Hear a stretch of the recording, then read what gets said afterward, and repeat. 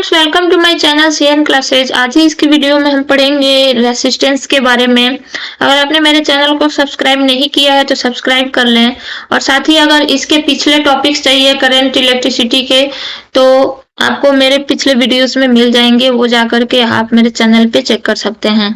तो चलिए शुरू करते हैं आज का ये टॉपिक, रेसिस्टेंस। रेसिस्टेंस क्या होता है? तो किसी कंडक्टर की एक ऐसी प्रॉपर्टी जो फ्लो ऑफ करंट को रेसिस्ट करे, उसका विरोध करे, उसको हम कहते हैं resistance. It is the property of a conductor due to which it resist the flow of current. जो करंट फ्लो होने का विरोध करे उसको हम कहते हैं रेसिस्टेंस। तो यहाँ पे जो है हमने ओम्स लॉ में पढ़ा था, क्या होता है? V is directly proportional to I, और यहाँ से जब प्रोपोर्शनलिटी हटता है तो वहां पे आता है R। तो यहाँ से हम देखेंगे क्या होता है, R is equal to V by I। ठीक है, तो और भी हम इसके बारे में जानेंगे कि इसकी SI यूनिट क्या होती है R की। तो R की SI यूनिट क्या होती है? ओम होती है, जिसको ऐसे डिनोट किया जाता है। ठीक है, ऐसे, है ना, ये ओम होता है। तो एक ओम, अगर हम यहाँ पे इसको R को एक ओम ले तो यहाँ पे वोल्ट हमें 1 वोल्ट लेना पड़ेगा और 1 एम्पियर। तो 1 ओम क्या हो जाएगा कि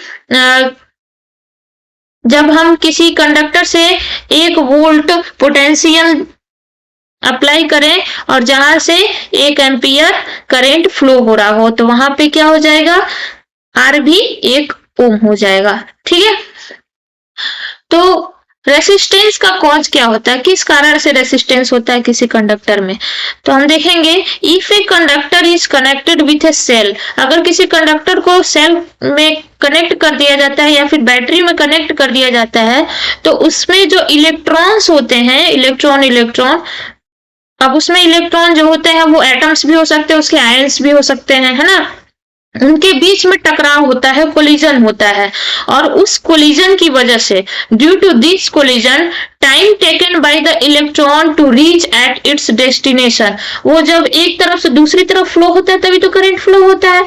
तो जब उन दोनों मतलब कोलिजन होने लगता है तो जहां तक पहुंचना रहता है, जो उनका डेस्टिनेशन पॉइंट होता है, वहां तक पहुंचने में उनको लेट हो जाता है, टाइम लगता है। ठीक है, और जो टाइम होता है वो लेट होता है, मतलब टाइम बढ़ जाता है। So that current in the circuit get reduce, और उसकी वजह से जो करंट होता है वो कम हो जाता है और resistance of circuit comes to play, और मतलब उसका कारण क्या होता है, रेसिस्टेंस हो जाता है, वही विरोध हो जाता है फ्लो ऑफ करंट के। ठीक है, मतलब कि जब हम, जैसे आप यहाँ पे देख सकते हो, यहाँ पे डायग्राम में देख सकते हो, ये एक कंडक्टर है जिसमें बैटरी या सेल नहीं ऐड किया गया है। ठीक है, इसको नहीं जोड़ा गया है। ये तो इसमें क्या है, ये इलेक्ट्रॉन कोई इधर डायरेक्शन में है, कोई इधर डायरेक्शन में है, सब अलग अलग डायरेक्शन में है।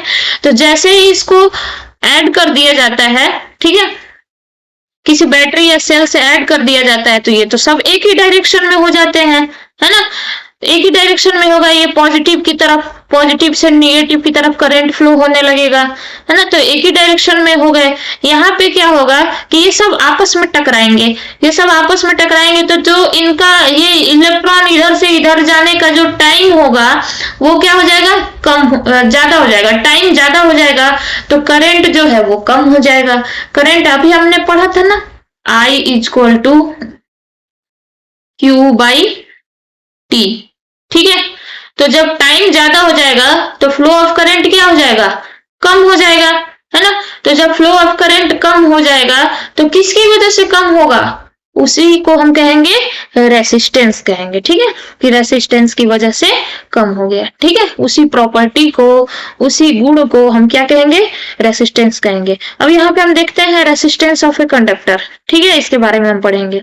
तो मान लीजिए ये कोई एक कंडक्टर है, ये कोई एक कंडक्टर है जिसकी लंबाई जो है वो क्या है, ये सिलिंड्रिकल शेप में, जो तार वगैरह होते हैं ना सिलिंड्रिकल शेप में होते हैं, तो इसकी लंबाई जो हमने मान लिया L, और जो तार का मुंह जो होता है जहां से हम लोग उसको छिलते हैं वो मान लो कि क्या हो गया, एरिया उसका A हो गया। ठीक है, तो हम क्या देखेंगे, रेसिस्टेंस ऑफ ए कंडक्टर, किसी कंडक्टर का रेसिस्टेंस होता है जो वो directly proportional to the length and inversely proportional to the area, मतलब कि R is directly proportional to L, जितनी तार की लंबाई ज्यादा होगी R उसमें उतना ज्यादा होगा। भाई जितनी तार की लंबाई अगर मान लो ज्यादा हुई तो इधर से इधर इलेक्ट्रॉन को आने में और ज्यादा टाइम लगेगा ना, इसका मतलब क्या होगा, करंट कम फ्लो होगा, और करंट अगर कम हुआ तो इसका मतलब R की वैल्यू ज्यादा है, विरोध ज्यादा है। ठीक है, तो जितना ज्यादा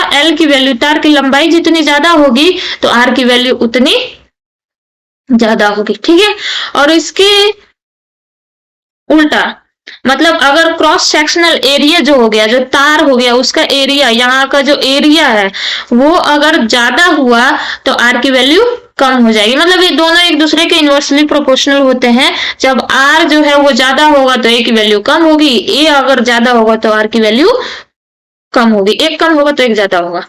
ठीक है, इससे हमें क्या पता चलता है कि अगर तार मोटा है, मोटे तार में क्या होगा, जितना ज्यादा मोटा तार होगा उसमें R की वैल्यू उतनी कम होगी और फ्लो ऑफ करंट ज्यादा होगा। ठीक है, अब यहाँ पे हम देखते हैं 1 और 2 से क्या हो जाएगा, दोनों को कंबाइन कर दिया जाए तो R is directly proportional to L by A। यहाँ से प्रोपोर्शनलिटी जब हटेगा तो ये आ जाएगा, इसको हम बोलते हैं रो। ठीक है, रो, तो रो क्या है, ये प्रोपोर्शनलिटी जो है, रो क्या है, it is the constant of proportionality, इसको हम क्या कहते हैं, रेसिस्टिविटी।